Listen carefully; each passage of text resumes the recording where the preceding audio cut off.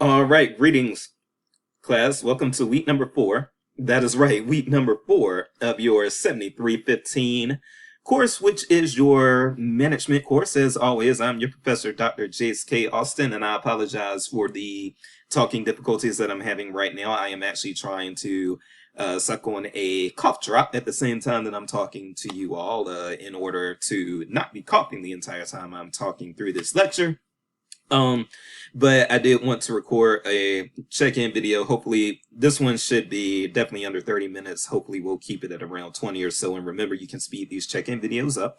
But having said that, what we're going to do is we're going to do a few quick course updates, and then we are going to I'm just going to review or give oversight on an article that I'm thinking about including as a required article the next time I teach this course, but I want to kind of go over it with you all right now just as an optional resource. So if you decide that you're interested in what this article is talking about, then you can find this article through the Mizzou libraries and read it yourself. And this article will be particularly relevant if you are looking at going into K-12 librarianship. So having said that, let's go ahead and get into this. The first thing we're going to do is do our course update, and we really don't have much going on there. The main things that I want you all to know is that, first of all, a week from Sunday, that is February the 20th, we will have our first actual paper assignment, and that is going to be the interview of information manager assignment.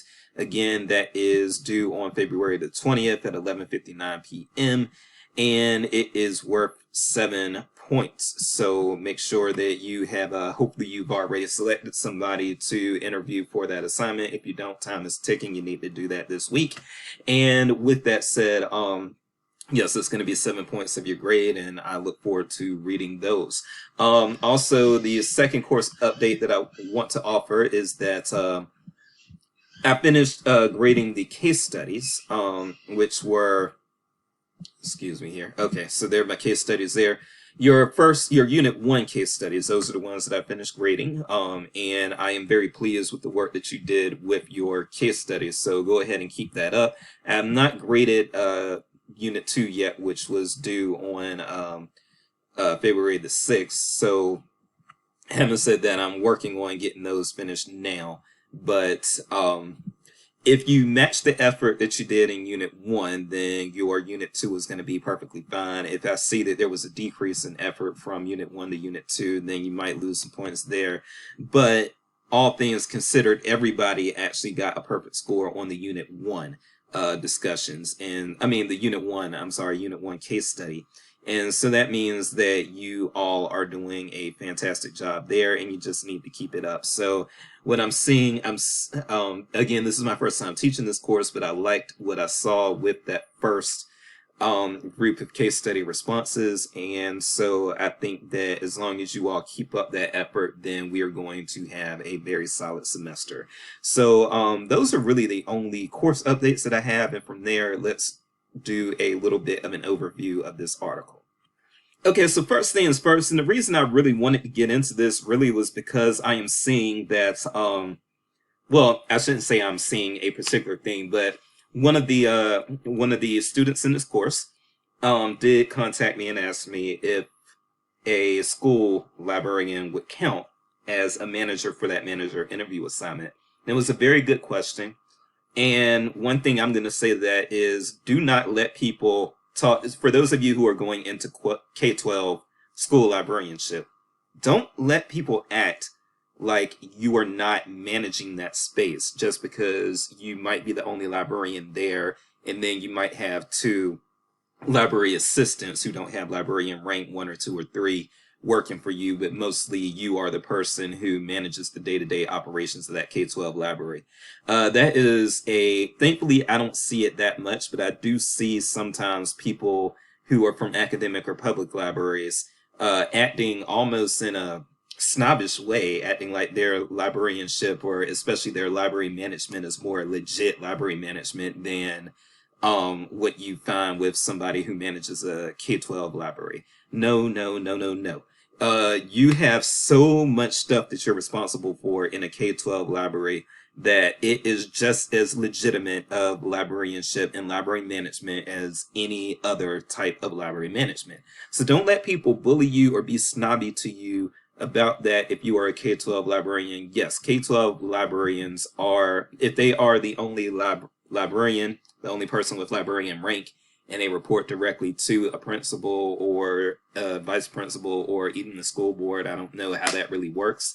But if you do those things, yes, you are a legitimate manager, and you are, yes, you are a legitimate library manager. I'll just leave it there. And my sister, she is a middle school librarian in the county that we're from, Warren County, North Carolina, and she, the amount of stuff that she has to do because she runs the library, and she really only has one person who's a part-timer working under her. The stuff that she's responsible for and has to do is crazy. And it deserves just as much respect as anything else that anybody is doing in this field. So I actually like the abstract of this article, and I'm going to read that whole abstract. First of all, if you want to read the article is Reflections on Managing a School Library, published in 2018, so still fairly recent, by Martha Spear. And this is a column, but it is a column with a lot of worthwhile information. So first, let's read this abstract. And this abstract says, the school librarian is a manager, despite what others and they themselves might believe. The school library management experience resembles that of the public, special, and academic library. There are common issues of self-sufficiency, conflicting roles, problematic patrons, and lack of respect. Lack of respect. School library managers face unique challenges as well. That they do. They often have unusually constricted budgets, dubious personnel support, little time to plan, and facilities that are routinely co-opted for other purposes. Absolutely, absolutely.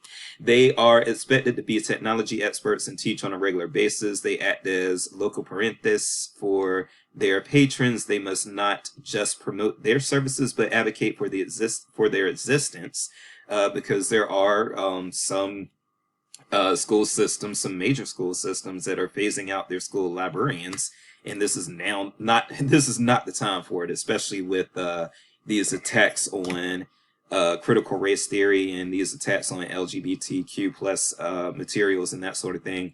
This is not the time for these districts to be phasing out their school librarians. Graduate library schools often offer few courses in school library management for a variety of usually economic reasons. Traditional management courses should be supplemented by in-the-field experience and observation, as well as input from practicing school librarians. In conclusion, I offer a wish list of school library management tips from my 30-plus years of experience. So right away, so if you hopefully just that abstract alone will is kind of cueing you all in that if you want to be a school librarian in particular, these are some of the things that you're going to be forced with. These are some of the challenges that you're going to be facing. And yes, there's going to be a lot of advocacy involved. There's going to be a lot of stuff that you may end up having to do that people who work in other types of libraries don't have to do. And so never underestimate. And I want, for those of you who go into public and academic and special libraries, do not, I repeat, do not look down on school librarians. Don't do it. They are just in as much of an essential part of our mission as a field as any other type of librarian. Okay, so I don't know where some librarians get this snobism that they show off, but I don't want my students to fall into that trap. School librarians are librarians. School librarians usually are managers, and school librarians need to be respected and valued by other practitioners in this field. All right, so I'm actually going to skip this introduction here. Excuse me. So the introduction, and again, this is something that you can pull up and read yourself if you want to. In fact, maybe I'll put that link right into the announcement when I upload this video. But I don't see anything worthwhile in actually doing anything with the introduction right now. So we'll go straight to meet the author. And this is some valuable experience here. This is over 40 years. I mean, this is, I don't know if this person is retired at this point, but received their MILS in 1979. I was born in 1983 and I'm considered old. So, the fact that somebody who got their degree in 1979 is still practicing, still offering their expertise to the service. I mean, to this field and everything. We really need to value that type of expertise and insight.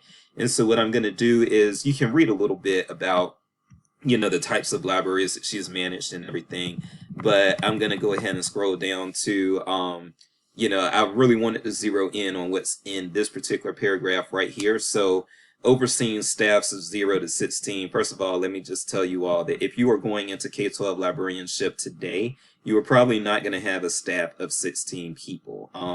You might, but I highly doubt that that's going to happen. But as you can see, 0. There were times when she was the only person in that operation and having to do it all. She was probably having to do the cataloging and the reference and the collection management and the weeding and the technology upkeep and the technology training and so forth and so on. So this is a big deal, y'all. There is a lot that comes with this, okay?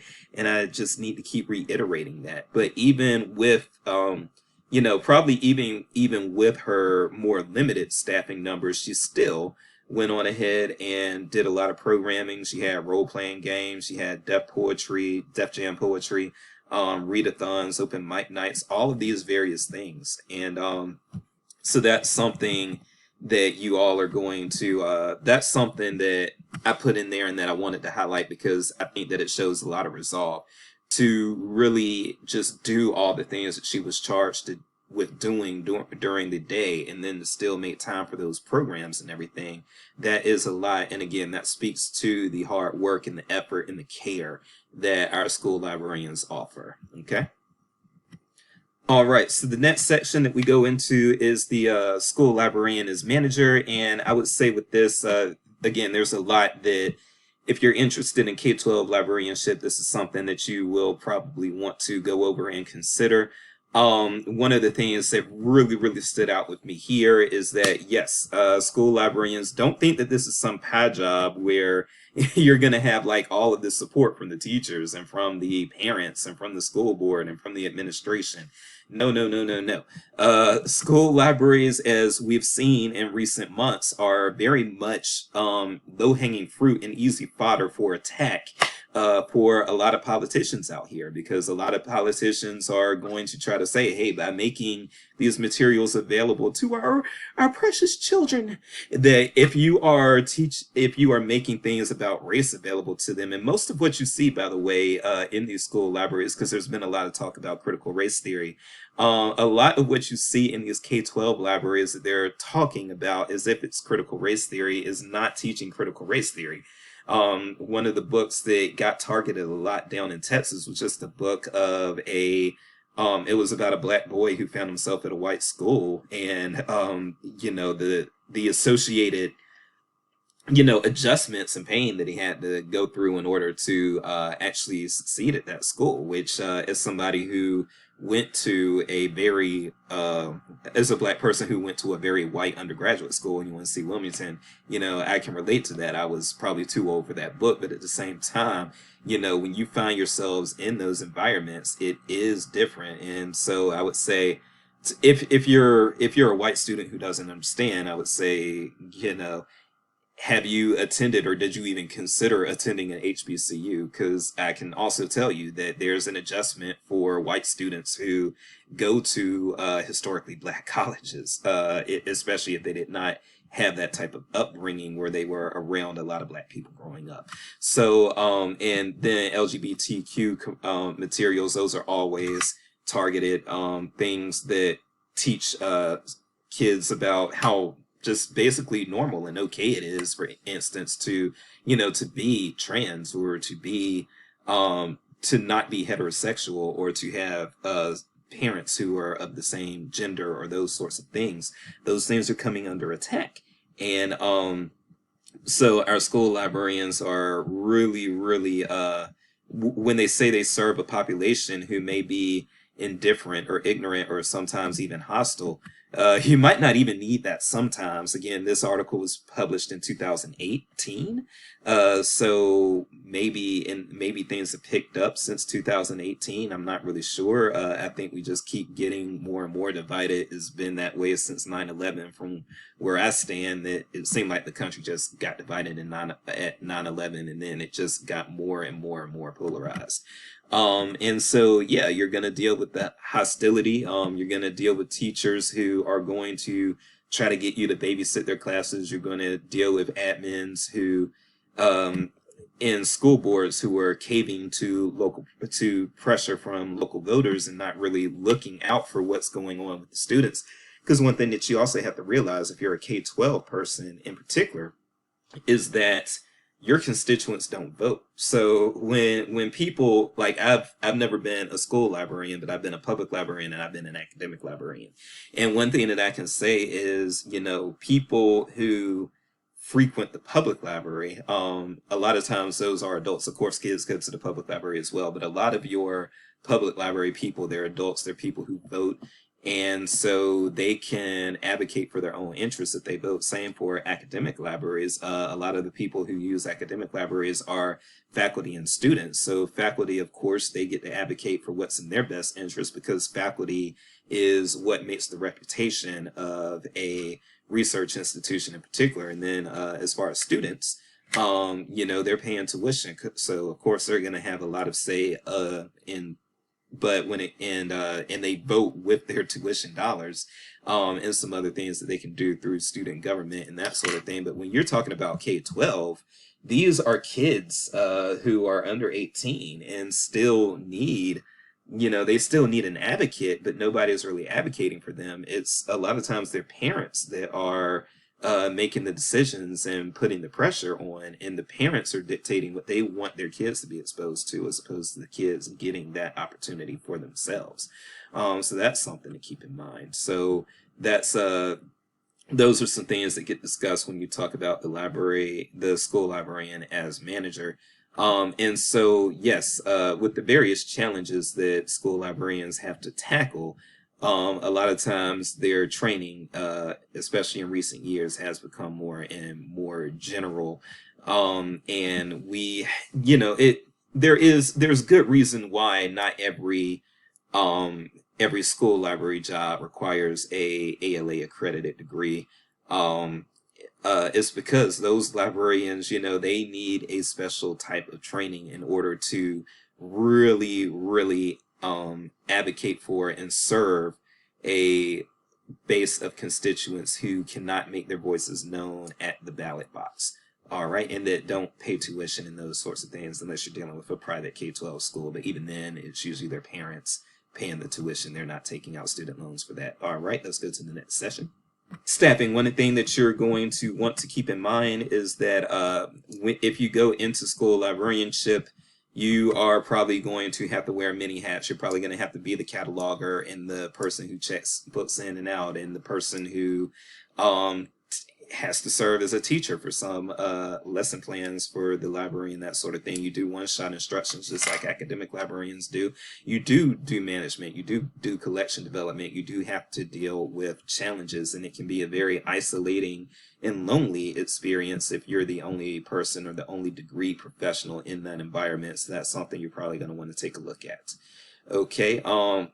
If in it, not of it, the school environment and the library. So that's another thing that can kind of create sort of these isolated feelings, is that sometimes school librarians, they just do not feel like they're part of the school faculty. And that's another sad reality that comes. A lot of times they can be disrespected by teachers. I know teachers who say, oh, the school librarian doesn't do anything. And I just roll my eyes every single time. You don't know what that person does and doesn't do. You're making assumptions. And unfortunately, those assumptions are very, very prevalent.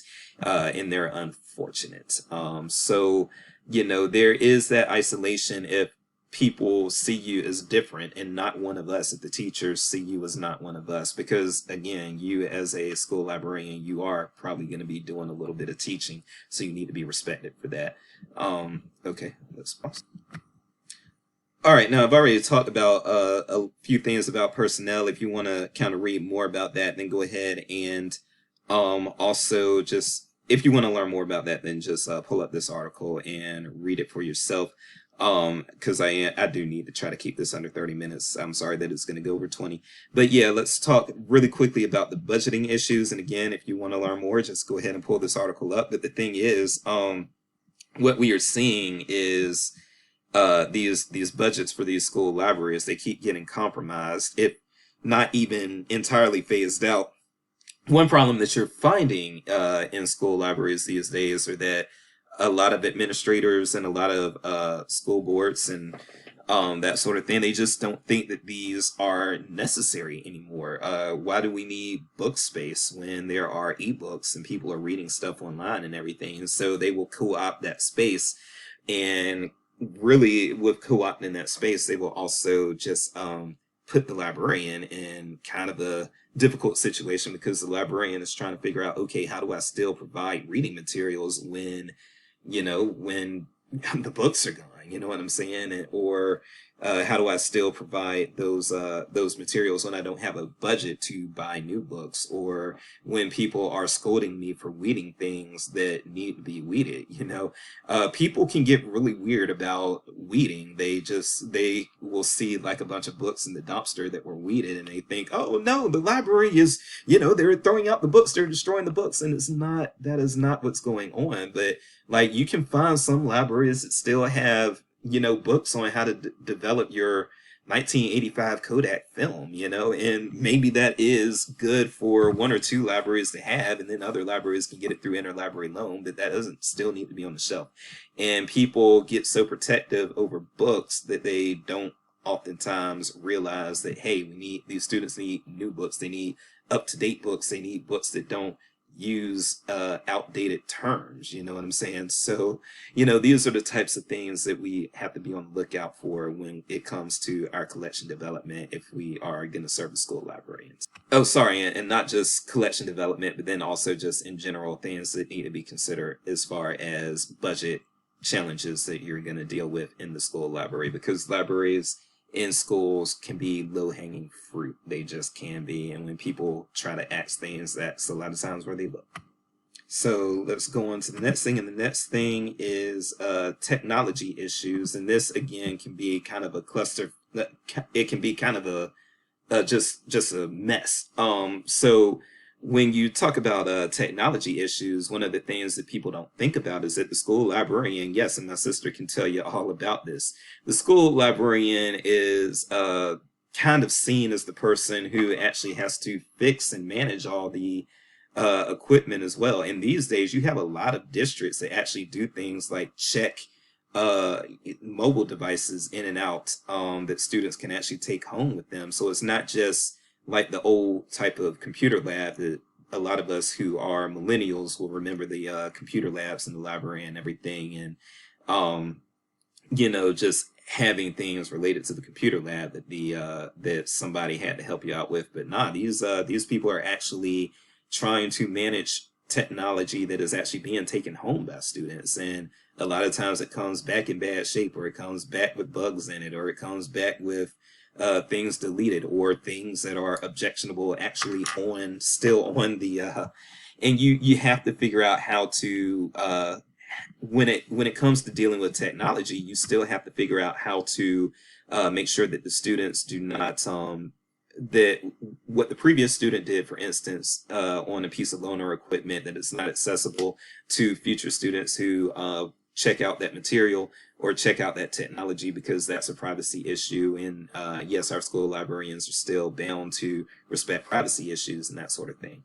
So yeah, these technology issues, you have to be up to date with emerging technologies, and you have to know your way around these various technologies, and that can be very, very difficult.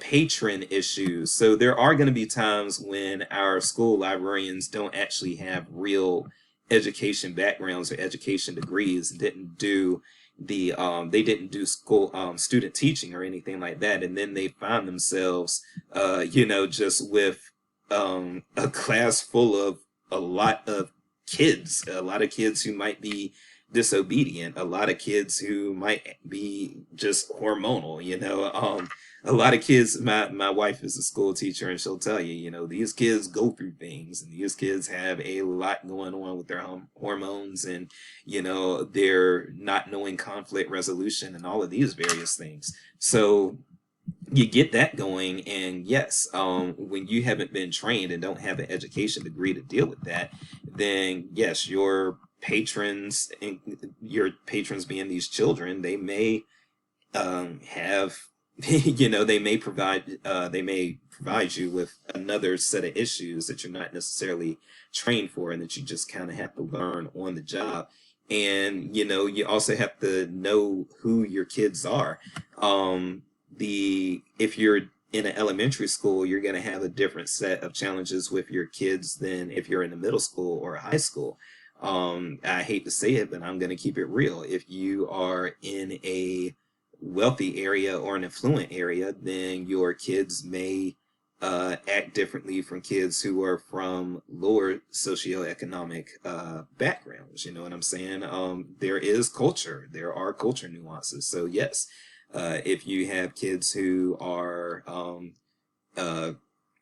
children of color, or you have kids who are, if you work in a place where there are a lot of kids who are first generation kids or things like that, all of those things play in, okay? And you have to learn very quickly on the job how to manage those various things. And you can't just dismiss a kid as a problem patron the same way. Like in academic libraries, we can even if they pay tuition, we can brand a student a lot of times as a problem patron and have their library privileges restricted, and that's not necessarily going to be the case if you're in a K-12 library, because you're not technically supposed to leave these kids behind, and they're not mature enough to know a lot of times that what they're doing is wrong when they do wrong. Okay, and I do need to wrap this up, so I'm going to say, if you do want to get into this article again, just pull it up and I'll provide that link. I'm going to scroll all the way down past time management, faculty issues I've already kind of talked about.